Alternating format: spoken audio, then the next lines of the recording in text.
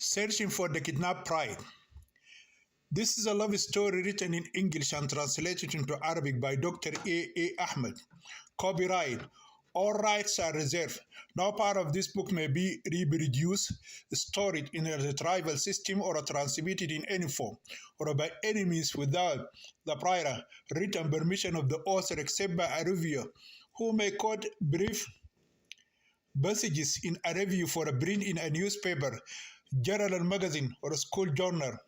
All the characters in this book are fictitious, and any resemblance to actual persons, living or dead, is merely coincidental. Chapter 8. In the heart of the good old African man. The Denka groom Malwal has arrived in Kenya 3 months after the sad day he expected to meet his beloved bride Ayen at the international airport in the United States of America.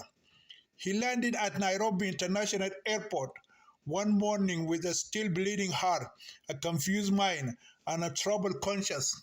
When he arrived in Kenya, he had less than a couple of $100 in his pocket. He obtained the address of a Sudanese family living in Nairobi so they could house him for a day or two before he resumed his perilous journey to the Sudanese border. However, the miserable condition of the family convinced him to leave the next day. From Nairobi, Malwal traveled by truck to the Sudanese border. The closest town he can get to in Sudan is Nairobi. He spent his second night sleeping outdoors. He found a small deserted hut and slept nearby. He was very exhausted and tired that night. When he woke up in the morning, he found his bag, wallet, and watch stolen. As a result, he became penniless on the third day after arriving in Africa. For a healthy young man his age, begging is shameful. He just decided to continue his journey on foot until he reached Nairobi. Very few people walk into the forest. There is possibility that wild beasts will attack him and eat him alive. Nor does this danger prevent Balwal from continuing his advance toward the Sudan. In fact, his knowledge of this part of his motherland is really little. He lived most of his time in the southwestern part of Sudan, so he walked all day and did not rest for a long time. He was told that if he kept going quickly on foot, he would reach the fairest town in Sudan before sunset and darkness. Toward this evening, Malwal entered the town of Nairobi, dragging his exhausted body. He is very thirsty and starving. An old man saw him and greeted him. Peace be upon you, Banjos. Malwal doesn't like the religiously laden greeting or the fact that he was greeted with a bang like a little kid. However, his parents always told him to respect the old man even if he worshipped Satan. Malwar replied, "Peace be upon you, grandfather. Where did you come from and where are you going, O Banjos?" His young guest was waiting for his answer. The old man stared at him with his eyebrows frowned. Malwal spoke calmly.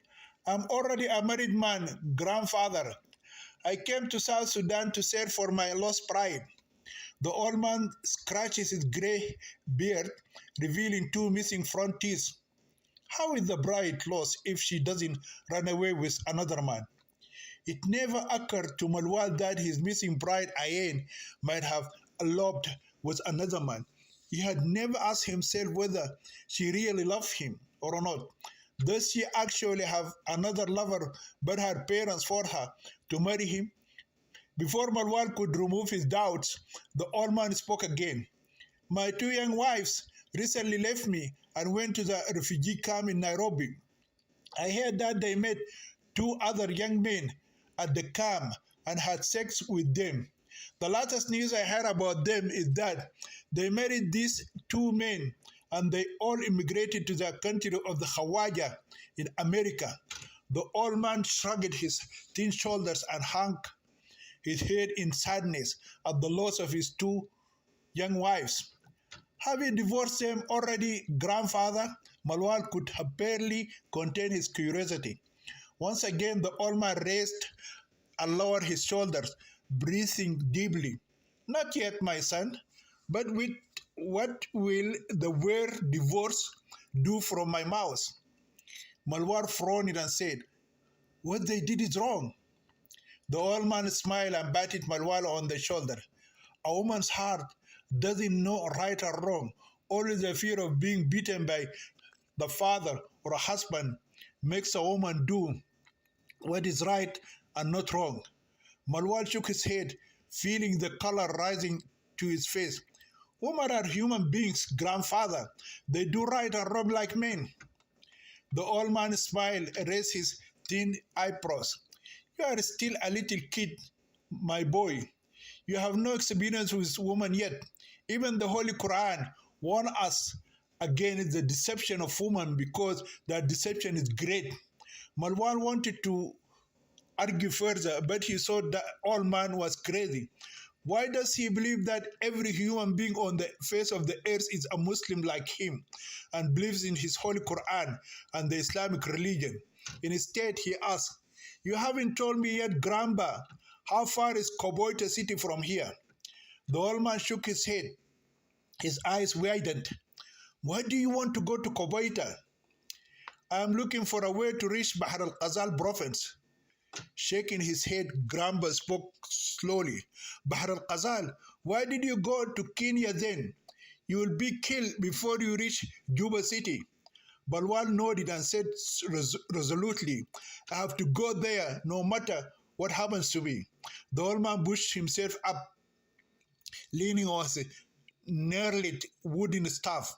But you took the wrong path. You should have come through Uganda or Ethiopia. Then he waved the stick in the air.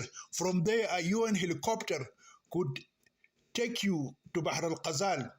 I heard that the Red Cross and UN staff are helping people fly for free in their helicopters to Bahr al-Qazal province. Marwan is very tired. He rubbed his eyes before answering. I had no choice, grandfather. Someone in America gave me the address of his relatives in Kenya. I don't know anyone in Uganda or Ethiopia. The old man leaned close to Malwal. He breathed, blowing across his face.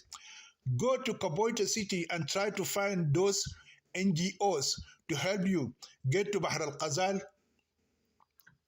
province. Malwal looked around, putting one hand on his forehead, on his forehead to protect his eyes from the setting sun. How far is Koboita city? Grandpa showed his toothless smile. A day if you run like a deer, and a week if you walk like an old elephant like me. Malwal thought for a moment and said, one day if I walk fast. Grandpa pursued his lips with his finger to the side of his mouth. Maybe two, but it shouldn't take more than that for a young guy like you. Grandpa, Malwal said in a voice that sounded like someone who might die at any moment if he didn't get immediate help. I have no money or shelter. I have been working all day and need to rest the night before I resume working tomorrow. The old man opened his arms, almost falling off his balance. Then come to my old hut and keep me company all night. You are young and strong, and you can fight a lion or a thief if they come to attack me while I'm asleep. After saying those words, the old man took a handful of snuff and threw it into his toothless mouth. He tried to laugh but couldn't. His mouth was too full of the snuff. Chapter 9. The fall of the city of Koboita. That night, the groom Manuel slept like a dead man. The good old man continued talking to himself for an hour, thinking that his guest was still awake and listening to him. Since he had brought his guest to his debilitated hut, the old man had talked about one subject. Malwal must accept his His wife's advice: return to Kenya and fly back to America. With heavy eyes, the sad groom rejected the advice and fell asleep. The old man went on to explain why his guest should not risk his life and go to the city of Kabaita. If the groom Malwal had stayed awake for half an hour and heard the horrific stories told by the old man, he would have abandoned his plan to find his lost bride Ayen and return safely to America. The next morning, the kind old man had difficulty waking Malwal from sleep, but it was the guest who asked his host to wake him before sunrise. Before he left that morning, Malwal had breakfast with the generous old man. Then the good southern gentleman backed up some water and a little food and gave them to his guest.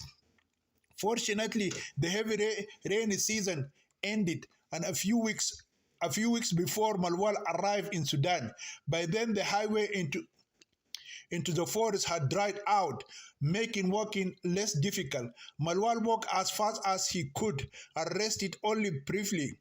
He is in a hurry to reach Kaboita city before sunset. On the way, he met an old woman with her daughter and her daughter's three children, and she told him that they had been walking for 2 days since they left the city of Kaboita. This news terrified the sad groom and made him hurry. If he had known what awaited him in Kaboita city, he might not have been in such a rush to get there. The tragedy occurred just 3 hours before his arrival. Once he reached the outskirts of the city, he was arrested by a government patrol truck and taken away as a prisoner of war. He became a prisoner accused of spying for the Sudanese People's Liberation Army. Malwal demanded his release on the ground that he was an American citizen, but the Arab soldiers beat his face and kicked him with their heavy military boots.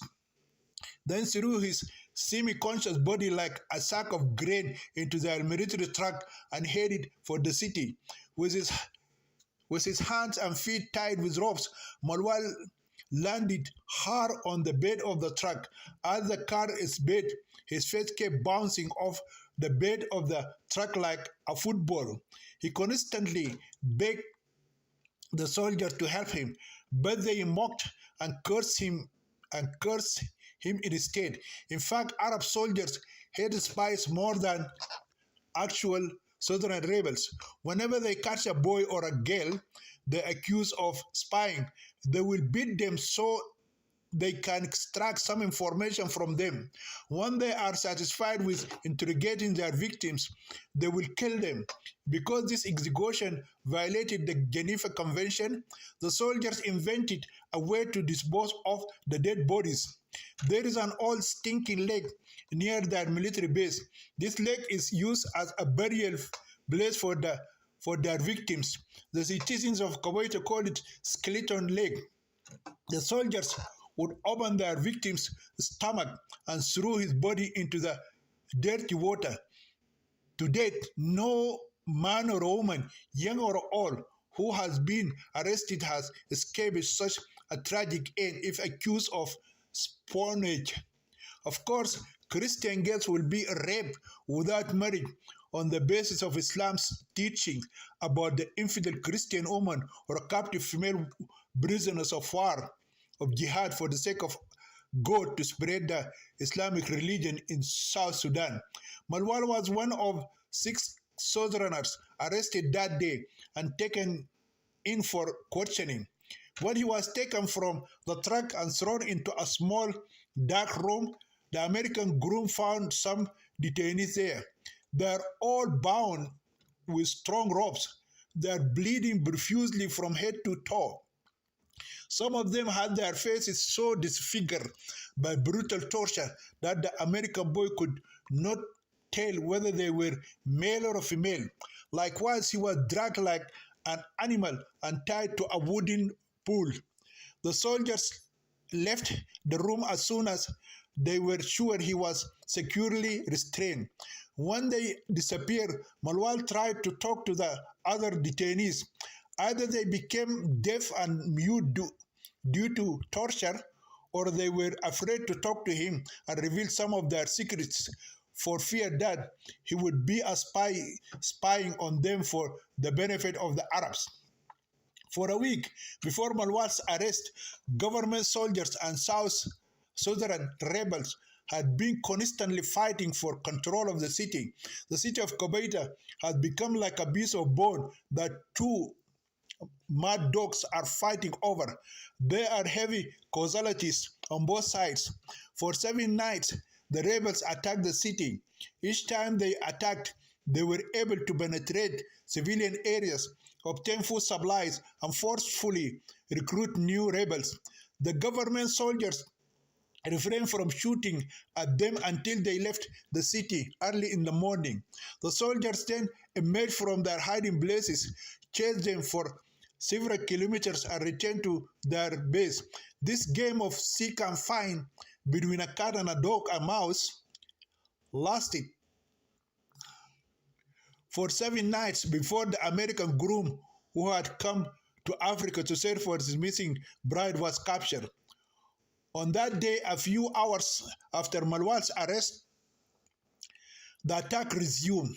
The rebels came a few hours earlier than usual. The whole city is dark. Every light was turned off by an official army order. Military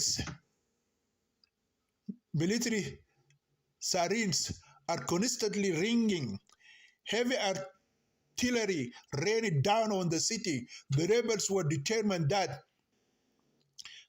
night, regardless of the extent of the losses, they must be forced by hook or by crook to capture the city. The attack focused on the military base where Marwan was detained. His ears were deafened by the constant sound of bombing.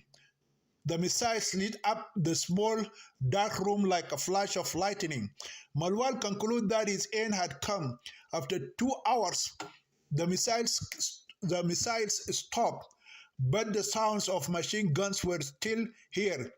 He heard the soldiers shouting words of encouragement to each other. Their screams indicated to him that the rebels were very close. One of the Muslim soldiers chanted in Arabic, "O martyrs, strive and thank God for obtaining martyrdom and winning paradise." Another soldier replied, "God is great." Another soldier shouted, "Death is right and life is wrong. When the victory of Allah comes, no one can defeat us. God sent his angels to fight with us and defeat the unclean Christian infidels." These religious words of encouragement did not last long. Marwan began to hear the footsteps of Arab soldiers fleeing. He expected that some fleeing Muslim soldiers would enter the room and shoot them. Then the captive American groom saw a black figure rushing into the room like a black ghost. The person turned on a battery flashlight and focused it on his face. Marwan closed his eyes and waited for the bullets to reach his body. Instead, he felt his hands and legs being released and heard a voice shouting at him in broken Arabic, "Take this Kalashnikov and fight." Marwan identified the speaker as a soldier like himself. He took the gun and waited for further orders. "Our forces have already captured the city. We still need to clean the city of the cowardly Arabs. Kill any enemy Muslim person who comes your way. Even those Southern Christian traitors who fight with the Arabs should be killed." Marwan ran after the rebellious Southerner who had saved his life and joined the battle against his wishes. Chapter 10. A sex scandal in the home of the Imam of the Grand Mosque. A year has passed since the Christian girl Ikhlas appeared in a house in front of the Grand Mosque, and the neighbors saw her. No one saw the man who brought her there. People knew that she was serving Maulana's wife as a servant. However, Imam Mubarak's family does not pay her a wage for her service and treats her as a slave. At first, she was wearing normal clothes. But then people start seeing her wearing the Islamic abaya and hijab like a Muslim girl. The neighbors conclude that Maulana and his wife had converted her to Islam. This is seen as the Honorable Imam and his blessed wife truly caring for the girl's soul. What disturbed the neighbors was the fact that the holy Imam kept the beautiful girl in his house without marrying her to anyone before Satan intervened and caused her to fall into the sin of adultery. When Ikhlas came to the Imam's house, the neighbors called her the girl in Maulana's house. The name was slowly changed and she became the Imam's daughter. Everyone knew that Maulana's 4 daughters were married and had moved to their husbands' homes. The first daughter married a lawyer, the second married a doctor, the third married a wealthy merchant, and the fourth was favored by God so much that she married a member of the House of Representatives or a parliament in Khartoum city. Among his other 3 wives, the blessed Imam has daughters who are married to nobles in society. But then a great scandal occurred and the holy residence of Imam Salih, the city, was discredited. The rumor of the illegitimate pregnancy of Imam Mubarak's daughter began when a neighbor visited Maulana's house late one evening and saw her in her nightgown. It seemed to the visitor that Ikhlas was probably 4 or 5 months pregnant. The lady couldn't believe her eyes until she took the maid servant aside and inquired about her big stomach. Once she confirmed the fidelity of the pregnancy, the lady left the Imam's house as if she had discovered that a member of the Holy Family was afflicted with an incurable contagious disease such as the plague or the coronavirus. She did not even consult the Imam's honorable wife about her astonishment discovery of the scandal. Then she visited 101 houses and spread the gossip. Every woman who heard the gossip visited 50 other homes and reported the disturbing news. Like wildfire, the shocking news spread throughout the city at the speed of sound. In less than a week, almost every citizen in the city of Al-Fashir and the suburb of the large city learned that the daughter of Maulana Abdul Razik, the Imam of the largest mosque, had become pregnant with an illegitimate child without a husband. Some women are so busy reporting the news that they haven't cooked or cleaned their homes for a week. Although their dirty clothes piled up in heaps, this did not hinder their missions. Fathering their daughters for the first time, husbands allowed such freedom to their wives. Men also walk around and meet in groups on the roads and alleys and discuss the scandal that occurred in a house in front of the great mosque. The sex scandal spread at the speed of light, even faster than the fire that destroyed the city of Gaddafi in 1955 in eastern Sudan, which was ignited by a gale in front of the Grand Mosque. Rumor said at the time that Maulana's daughter in the city of Gaddafi, who was born from his blood, committed suicide by burning her body when she became pregnant with a forbidden child or what haram, and no one knew who conceived her without the sanctity of permissible Islamic marriage. Only God knows the truth of these rumors. But the neighbors in the city of Al-Fashir had no difficulty finding out who had gotten the girl pregnant. The perpetrator's words expose him to his heinous crime and thus condemn him. More than a dozen men are ready to swear on the Holy Quran in the Sharia court that they heard Sharif ibn Sheikh Talha when he said that he would commit adultery with the beautiful and sexy girl and impregnate her with his child before the rains of the following fall season. It has been exactly 6 months since the Arab boy made that obscene vow. When the woman who made the great discovery, who was called Sitt al Banat, was questioned about the girl being sincere, she said with the bone of her tongue that she was in her 6 months of pregnancy. Everyone put the blame on the Honorable Lord Maulana Sheikh, Sheikh Abdul Razik. Sharif tried to enter through the front door, but the blessed Imam closed it in his face. The lover, Al-Walhan Sharif, had two options: either to kidnap the girl and run away with her because she was his lover, something a good Arab boy like him would not do, or to make her pregnant with a forbidden or what haram child.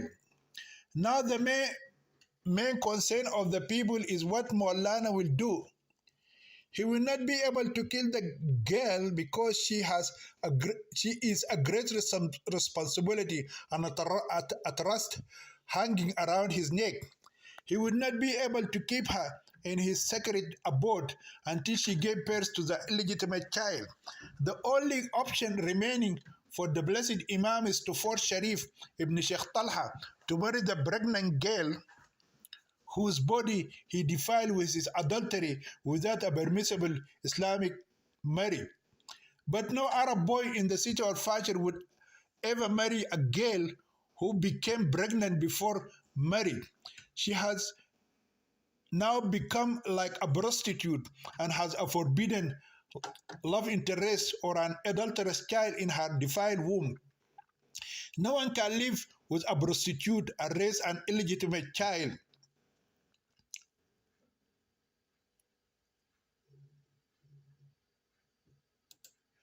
In a Muslim society. Moreover, the adulterous boy and adulterous girl must be flogged with 100 lashes each by the Sharia court in a public place, and a group of believers must witness their torment according to the commandment of the Holy Quran.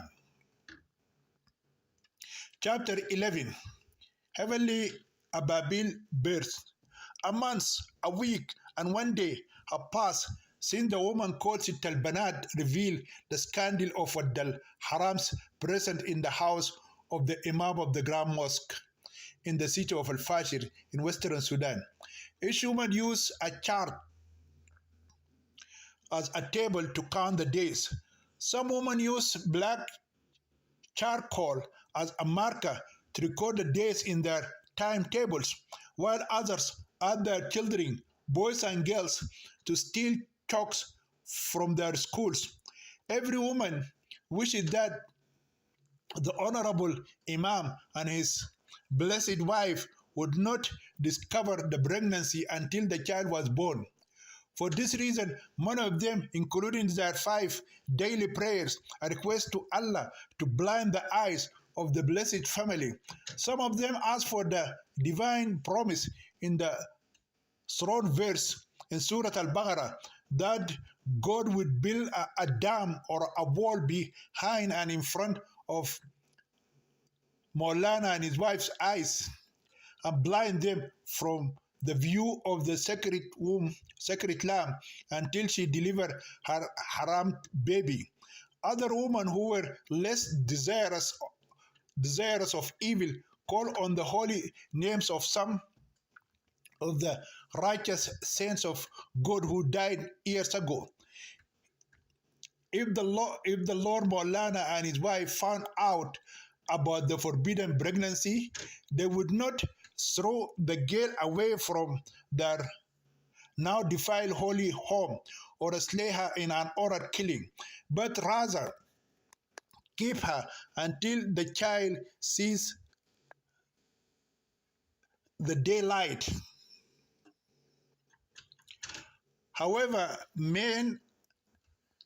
have different attitudes and expectations. They wanted to find someone who was bold enough and feared no one but God, whom they could send to the eminent Imam Maulana Abdul.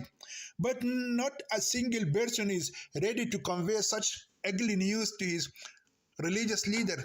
After much discussion and consultation, the men reached a collective agreement. They learned that Maulana's son-in-law, a representative in the General Parliament in Khartoum City, was coming to Al-Fashir City soon. They decided to confront him with the scandal and ask him to discuss it with his father-in-law. On the same day that the representative arrived from the capital city, some biased men visited him and, in a sad and polite manner, expressed the shameful conception to him. The son-in-law was so upset that he decided to approach his father-in-law on the same day and confront him with the ugly news. Like Umar ibn al-Khattab, when he heard that his sister had converted to Islam, the son-in-law rushed out of his house in a state of anger and headed to his father-in-law. This man had won the elections and secured a seat in parliament because of Maulana's speeches and reputation. Therefore, the scandal of the father of his wife may jeopardize his political career, and he may be expelled from his honorable position and not win any future elections. To avoid such a disastrous stigma, the MP decided to give Maulana two options rather than a third. Either he expel the pregnant girl with her forbidden baby from his house and thus leaves her and her illegitimate child go to hell, or he forces Sharif, the son of Sheikh Talha, to marry her within 24 hours because he commit adultery with her before marriage. He is determined not to give way to any argument, withdrawal, or a change in these two options. To prove to his father-in-law that he was serious and firm in his decision, the deputy took 6 men with him as witnesses. Before leaving his house to head to Dar al-Arqam, the angry politician tied his long dagger, which resembled the shotal of Al-Hadandawa of the Fuzzy-Wuzzy people of Eastern Sudan, to his left shoulder and carried his large stick, which weighed 25 pounds, in his right hand. With his heavy and large stick, which was like the staff of the prophet Moses, peace be upon him, he could divide the Red Sea and kill the great dragon if they tried to block his way. If he had a double-edged sword, he would have taken it. The other 6 male witnesses must run to keep up with his pace. Al-Sa'ab is the name given to the member of parliament from the day he was born. Sometimes some lucky people got names that turned out to suit their personalities for better or worse as they grew up. Mr. Difficult or Asab has such a lucky name. He is a perfect example of the meaning of his name Al-Sab, a tough, rough, serious, sharp man, always angry, looking for trouble and fighting wherever he goes. His presence caused fear, and his absence created terror in the hearts of those who hated him. When he walked quickly, and when he spoke, he made people listen, and when he struck, his blow caused severe pain, and sometimes his punch was fatal like an angry wrestler. Maulana Abdul had all the qualities of his son-in-law and excelled in education. Imam al-Fadil graduated from Al-Azhar, Al-Sharif University in Cairo City, Egypt. This prestigious Institute of Islamic Learning has recently become known for producing Muslim terrorist leaders. Imam Abdul spent a third of his life in this great Islamic center of learning before returning to Sudan to become the great Imam of the largest mosque in the city of Al-Fashir in the Darfur region. Maulana claimed to have the same amount of knowledge as the great defender of the Islamic religion, Abu Hamid al-Ghazali, of his time, who was known as Hujjat al-Islam, or a defender of Islam. However, it would be unfair to call Maulana Sheikh Abdul Razik anything less than a scholar of the 21st century after the Pakistani scholar Abu al-Alal Maududi, who holds the honor of the greatest Muslim scholar of the 28th century.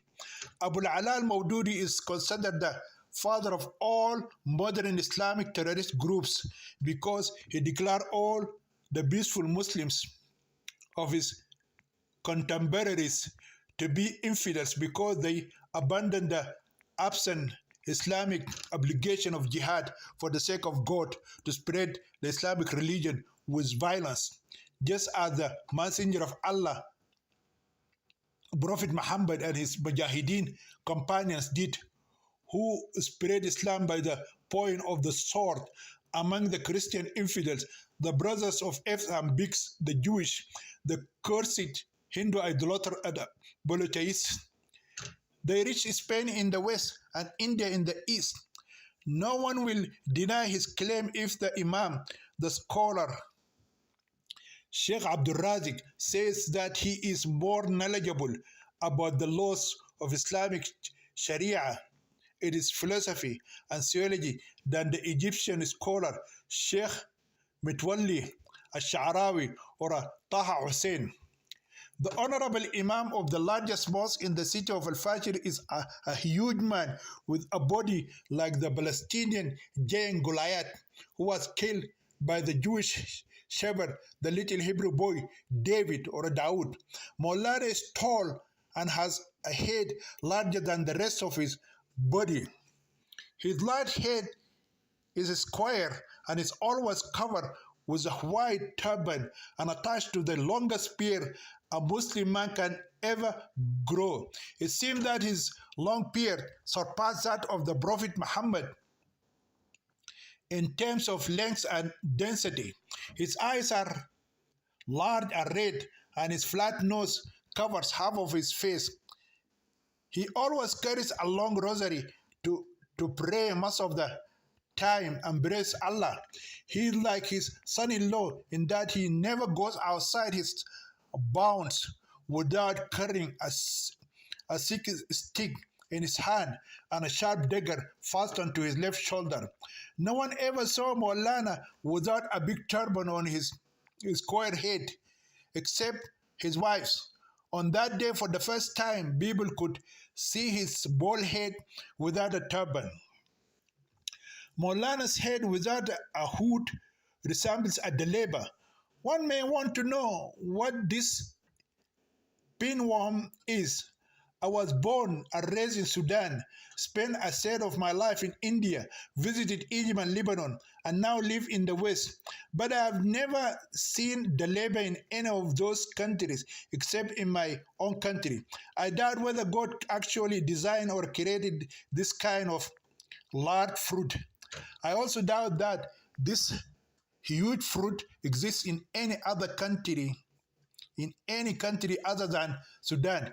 If the story of the Ababil birds mentioned in the Holy Quran is true, then these heavenly birds use these fruits as stones to destroy the forces of Abraha, king of Ethiopia. I believe that Allahu Akbar was so annoyed with Abraha and his great elephant named Mahmud that he showed his divine vengeance on them in a way that will be remembered forever and ever.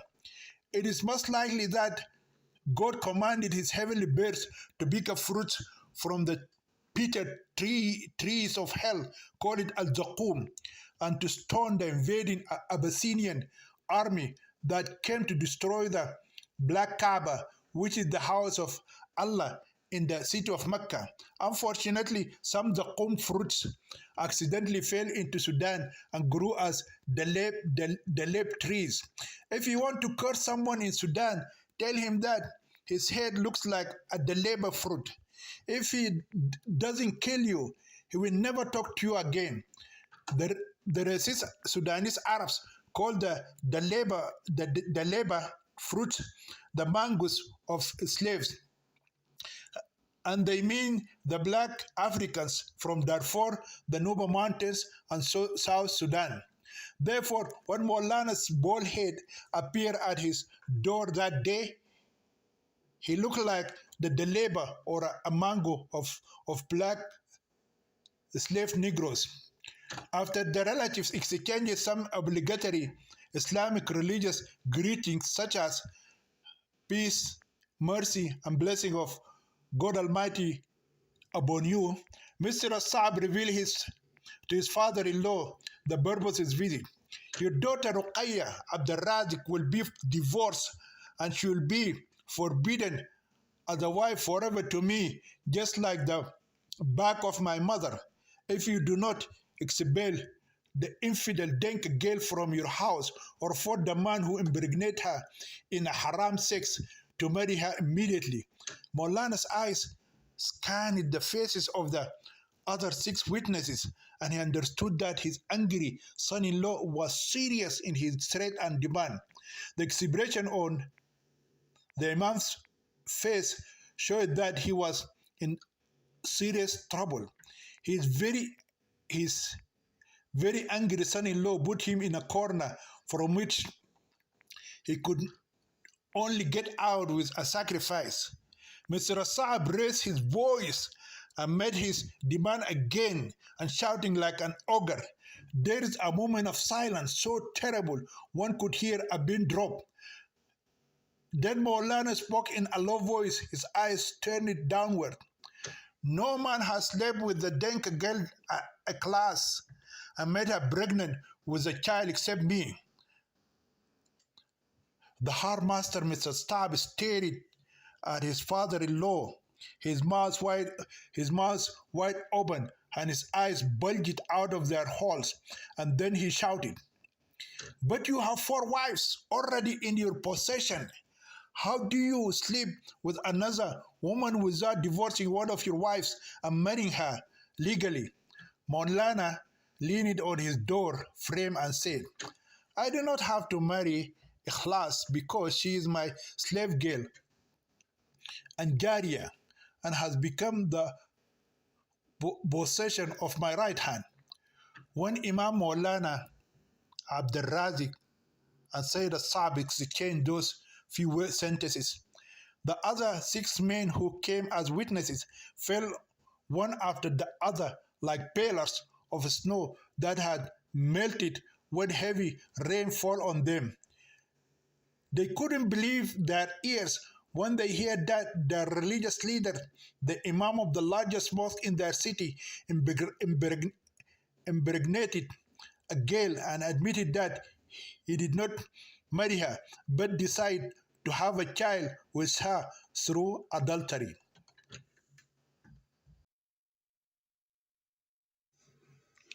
Chapter 12.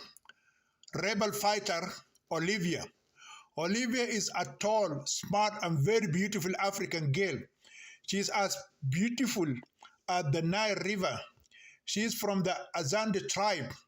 She was born, raised, and lived most of her 19 years in Juba City, the capital of South Sudan. For the past 2 years, she has been traveling between Sudan and Kenya. She worked as a nurse in the city of Koboita and for a time as a correspondent for Human Rights Watch in South Sudan. She had a Sudanese Arab boyfriend who served as a soldier in the government army. The fall of Koboita city not only ended her job, but ended her love affair forever. Southern rebels killed her Arab lover during their attack on the city. Like the American groom Malwal, Olivia was forced against her will to join the rebel movement on that fateful day. She is sent into the jungle to train as a rebel soldier, and her medical career as a nurse is used to care for wounded rebels. Olivia did not enjoy her new mission and hoped that she could escape from the guerrilla war that the Jongaran movement was waging against the Northern Army. She knew that she could not escape to a city still occupied by the government army because if she was caught, she would be killed as a traitor or a spy for the rebel movement. If she is captured while trying to escape, the rebels will shoot and kill her as a traitorous sojourners to her homeland, South Sudan. So, like Malwal, Olivia becomes stuck in the woods. During her training, Nurse Olivia notices that Guru Malwal is somewhat different from the other rebels.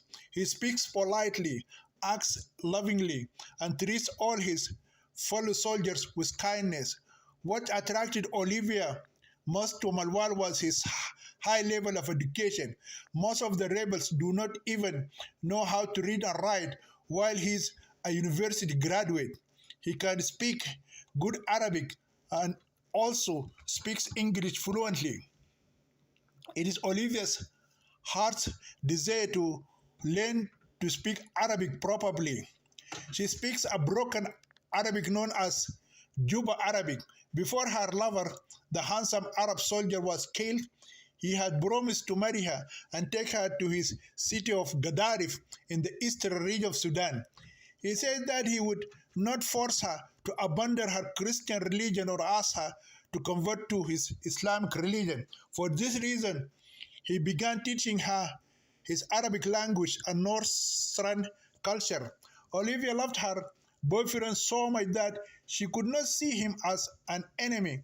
Although his death brought a sad end to their love affair, Olivia still wanted to go north and learn the language and culture of the Arabs. Balwar discovered that Olivia shared a similar problem to his. When he trusted her, he revealed to her his desire to escape the Southern Revolutionary movement and said for his missing bride, the Denka girl Ayem Majok. Likewise, Olivia trusted Malwal and shared her tragedy and desire to escape with him. The two friends planned to escape during the rebel attack on the city of Torid. The attack is scheduled to occur at midnight. Half of the movement's forces were deployed on the outskirts of the city on the day of the attack. In comparison, Torid city has a stronger government base than Kobota city's base. Its fall would mean a great victory for the Southern rebels and a crushing defeat for the Northern army. This time, the movement's leaders changed their attack strategy. They decided to surround the city and force the Arab army to surrender. Therefore, the city became surrounded. The African commanders decided to send half of their forces at night to carry out the attack, and the other half would join them a few hours later. In this way, the leaders expected a crushing defeat for the government army. Regardless of the cost, the rebels decided to take the city that night. No rebel Southern soldier could retreat or escape. This order was issued under penalty of death. Female rebels were kept in the rear, and orders were given to shoot any male rebels who would try to flee the battle or retreat. The two friends, Olivia and Malwal, decided to implement an escape plan during the attack. The 0 hour arrived at midnight. The government army responded with heavy fire on the attacking rebels. There were casualties among the first half of the rebels who tried to enter the city. Some of the rebels were forced to retreat. Great confusion occurred when some of the female rebels started shooting at their fellow soldiers. The first group of insurgents was crushed between the enemy and friendly fire. The commanders did not change their plan until sunrise and then ordered their soldiers to stop firing at their retreating fellow soldiers. By then, thousands of people had been killed. Most of the victims are unarmed civilians. At dawn, the government army fired smoke missiles into the air to prevent the rebels from seeing and identifying their targets. However, the battle continued until late in the evening the next day.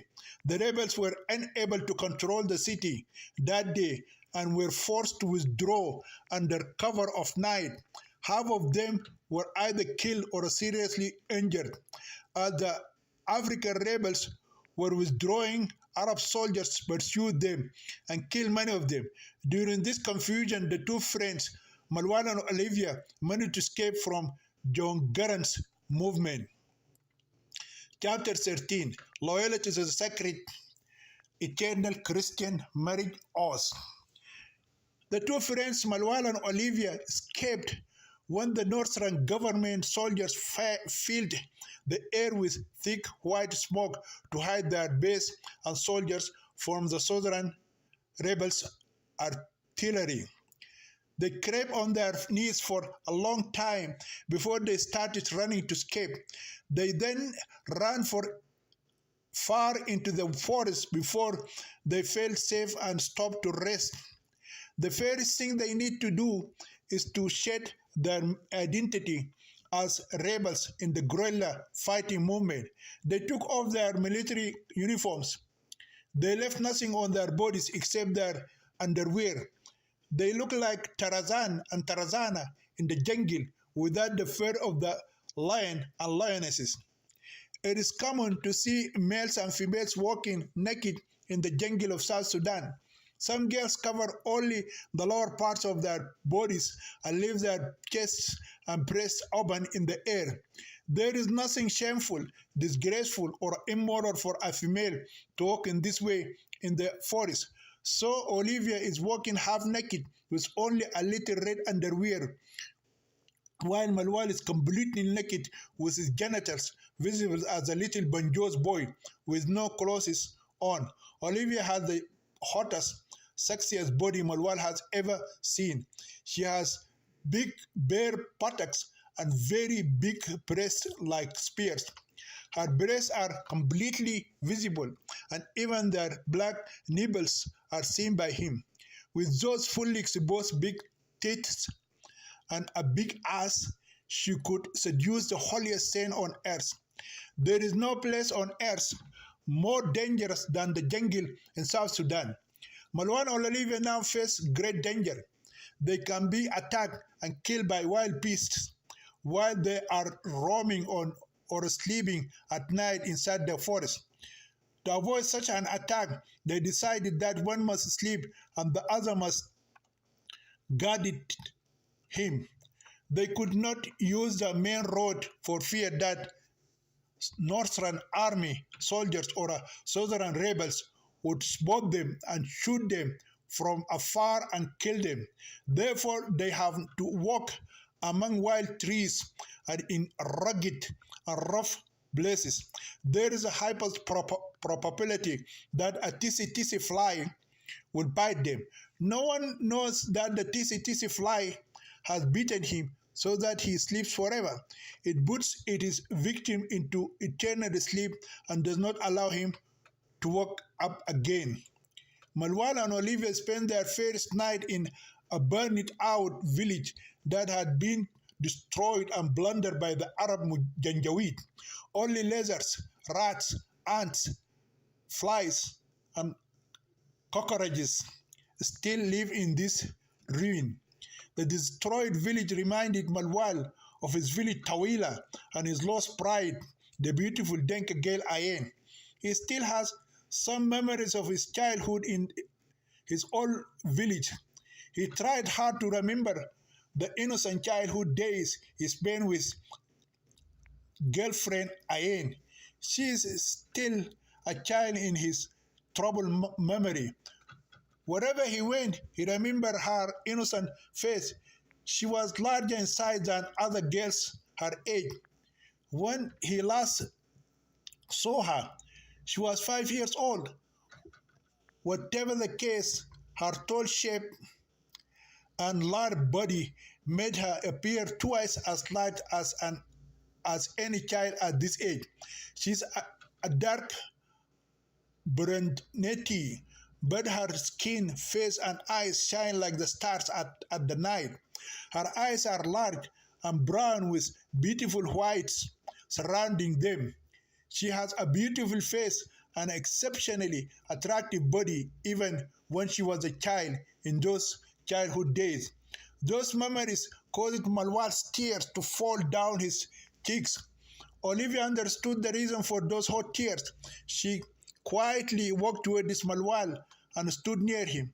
Then she put her hands around him and braced her body against his with an encouraging smile. Her large, perky, bare breasts pushed themselves against his back.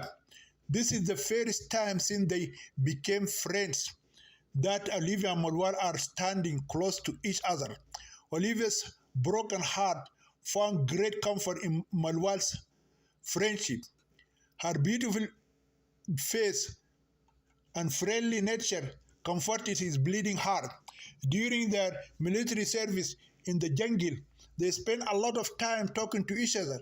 When their soldier duties separated them for a short time, they always missed each other's company. One day, Olivia stayed up all night waiting for Malwal to return safely from a dangerous mission he had been sent with some rebels to carry out at a military base for the Northern Army. When her boyfriend returned safely, the girlfriend couldn't hide her joy. She ran and hugged him like a very dear friend. On that day, Malwal suspected that Olivia had begun to treat him as more than just a friend, but a lover of hearts. Since then, he has been waiting for a chance to talk to her about her feelings for him. When she came here today in the ruined village in the middle of the forest and hugged him from behind, he found himself in a difficult situation. He is now in a real dilemma. He desired her sexually as she desired him, but his holy Christian marriage vow with his bride Ayen prevented him from moving forward. No matter what he thought of the marriage vow, he still couldn't resist or deny what Olivia wanted in such a lonely place in the woods. Therefore, he separated his mind from his body and allowed her to embrace him for a long time until she felt some sexual satisfaction from rubbing her half-naked body against his completely naked body until his penis was erect and about to insert it into her hairy pussy, but he resisted that and stood like a statue. Olivia had waited a long time and expected more, but the Christian groom Malwal had disappointed her. As if nothing had happened, she released his body and retreated into the shade of a distant tree. Olivia's body ignited a burning fire of lust in Malwal's heart because she had a very attractive body. He realized that she loved him, and even though she knew he was married to another girl, someone in Malwal's shoes might not hesitate to enjoy Olivia's sexy body. However, the heartbroken groom denied himself the opportunity and decided to remain faithful to his marriage vow to his lost bride Ayen. While Olivia was sitting alone under the tree, her fellow soldier gathered up some broken boxes and wood and began building a beautiful hut for her. Olivia knew that Malwal wanted to heal the wound in her heart from his rejection of her. She tried hard to ignore him and continued in her grouchy mood until he had set up a beautiful nest for her to spend the night in. When he finished his work, he approached her and knelt beside her. Look how dear you are to me. I have never built such a beautiful hut for any girl but you. And if you want to know how much I love you, I will carry you in my arms and take you to your beautiful nest. Olivia's beautiful eyes responded with a few tears of sadness and drops of joy. Her lips parted and a sweet smile appeared. Do you really love me, or do you just want to be nice? Olivia asked.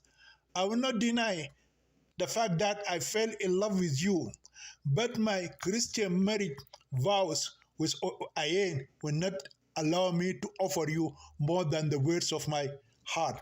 Olivia becomes amazed at the devotion of the groom Malwal to his missing bride Ayen. She saw him as an angel sent by God from heaven to teach her marital fidelity in Christianity.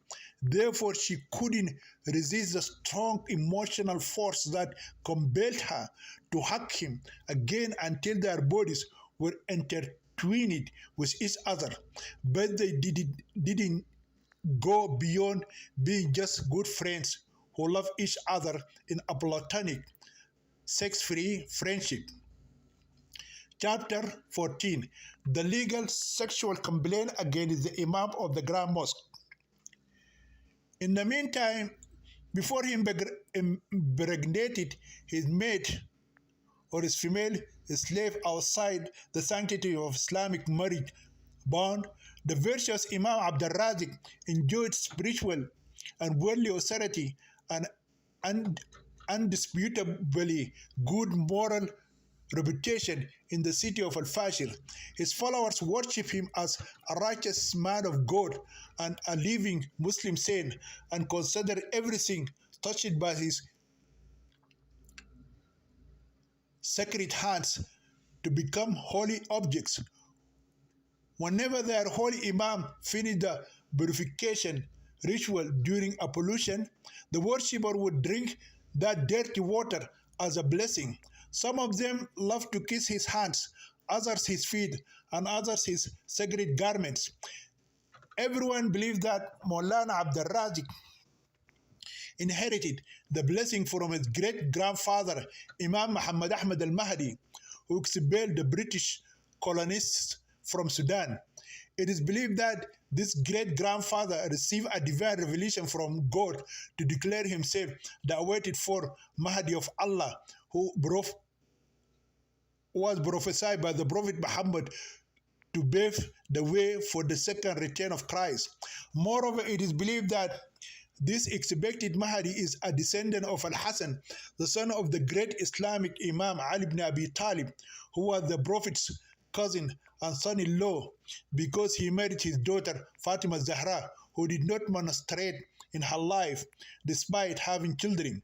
Although many families in Sudan trace their lineage back to the Prophet of Islam, Maulana's family has indisputable claim that the awaited Mahdi of Allah was born in that blessed lineage. Therefore, the greatest Imam of the largest mosque in the city of Al-Fashir believes and publicly declares that he inherited the charisma of his great-grandfather, Muhammad Ahmad al-Mahdi.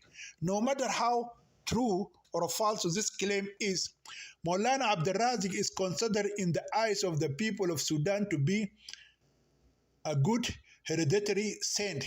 Accordingly, his family members consider themselves the only people suitable to rule the country religiously and politically as if they were the sons of kings. Therefore, in every election, the political party, the Ummah party of that blessed family, received the largest number of votes.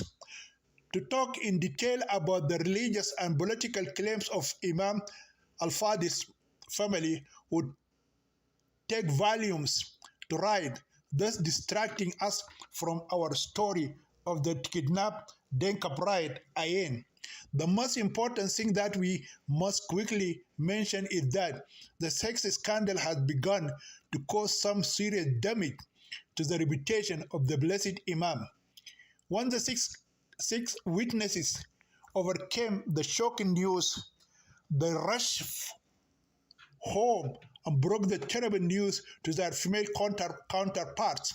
Their wives and daughters announced the scandal from the rooftops.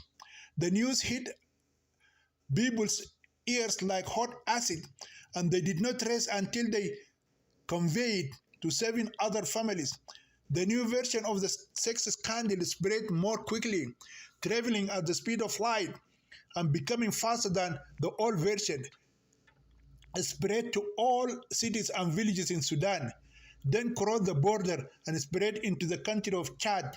However, no one was found who would dare to take any action against the adulterous imam. Parents discussed the scandal in their homes, students in their schools, employees in their offices, workers in their workplaces, patients in hospitals, and prostitutes and sodomites in whorehouses and secret nightclub bars. They discuss it in wedding homes and places of mourning. However, no one moved against the imam of the city's largest mosque until the haram baby was finally born. She is a forbidden female child. Her biological father, Maulana Abdurrazik, named her after his late grandmother Sakina, who died a half-century ago. A person named Mr. Adali, a political candidate and rival to Maulana's son-in-law, Mr. Saab, waited patiently until the sex scandal turned into a flesh and blood. Mr. Adali is a recognized lawyer and a leader of a terrorist political party known as the Muslim Brotherhood. This is the only terrorist group approved by the ruling Sudanese government because the president of Sudan, Omar al-Bashir himself, belongs to that horrific group. Mr. Adali participated in his election campaign in the last elections, but lost. Al-Sayyid al-Saab, the son-in-law of the Imam who won the election, was accused of fraud. The truth is that they are in disguise. Mr. Saab made some Muslim women cast their votes twice. Some of these women covered their faces with Islamic black niqabs and cast their votes thrice in various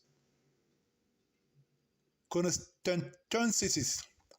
Everyone knows this fact, but no one can prove it. The rival candidate, Mr. Adali, objected to the election results and filed a complaint to central government in the capital city, and due to insufficient evidence, his claim was rejected. In this way, Mr. Adali, a highly educated man, lost the election, and Mr. Saab, the illiterate, won in the last election competition. He has never gone to school in his life and therefore cannot read or write in any language. This ignorant and illiterate winner is none other than the difficult master, Mr. Saab, the son-in-law of the adulterous imam. He was the one who dared to confront his father-in-law about the illegitimate child scandal.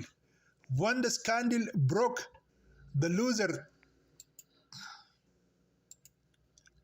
in the election, Mr. Adali, was away in the capital city. The shocking news reached his ears a few days before the birth of the forbidden child. He immediately traveled from Khartoum city to Al-Fashir city and hid in his residence until the sexual scandal became a human being, a bint haram baby girl.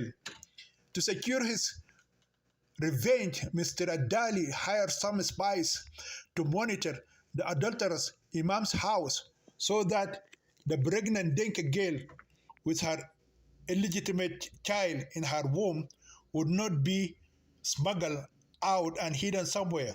He also feared that the raped girl would be killed in an honor killing. He makes sure that when the law intervenes, the offender and his victim must be available for arrest. Being a recognized Sudanese lawyer, Mr. Adali filed a lawsuit personally and referred it to the Sharia court in Al-Fashir city. He referred the Sharia court because of Imam Maulana is proven if Imam Maulana is proven guilty, which is likely to happen, he will be stoned to death for committing adultery with a young woman who is not his wife. He's a fortified Muslim man because he is married and has 4 other wives. The Quran orders a married adulterer, an adulterous woman, to be stoned to death in a public place, and many believers must witness that punishment. The truth is that Maulana's case is unique, as it is believed that he committed this evil adultery while he was a sheikh, an old man, the imam of a mosque, and a married man with 4 wives hanging on his ropes. There is a verse in the Quran that says, if an old man or an aged woman commit adultery, stone them absolutely for what they have done. This verse was originally part of the Holy Quran, but somehow it was deleted from the holy text of Islam. In a hadith narrated by Sahih al-Bukhari, the Prophet's beloved wife Aisha mentioned that the verse was on a sheet of paper under her bed, and one day a goat came and ate it up. The Prophet Muhammad married his child bride Aisha at the age of 54. She was 6 years old when he married her, and he slept with her or began to rape her when she became 9 years old. No Muslim scholar, even today, can doubt the authenticity of that verse because it was mentioned in Sahih al-Bukhari, and al-Bukhari's collection of hadiths of the Prophet is considered by all Muslim scholars to be the most authentic book after God's book, the Holy Quran. Although this verse no longer exists today, its legal force still exists. Based on it, Muslims stone adulterers to this day. The Sudanese lawyer Mr. Adali also included in his lawsuit a complaint against slavery. Therefore, the blessed Imam is accused of practicing slavery and adultery in this era in which slavery has been abolished throughout the world. According to Sudanese civil law, no one had the right to enslave anyone. Mr. Adali realized that Islam did not prohibit slavery in the past or present, but on the contrary, it has legalized it until today. However, the lawyer Mr. Adali saying that Imam Abdul Razik will deceive himself if he tries to justify his adulterous act in court by referring to the Islamic legislation of slavery, considering the Denka girl his slave a right-hand possession, and therefore it is permissible for him to climb over her body and have intercourse with her without the bond of permissible Islamic marriage. As soon as the Sharia court received the legal complaint, it set a day for this session and invited the suspected Muslim man, who is the Imam of the largest mosque in Western Sudan.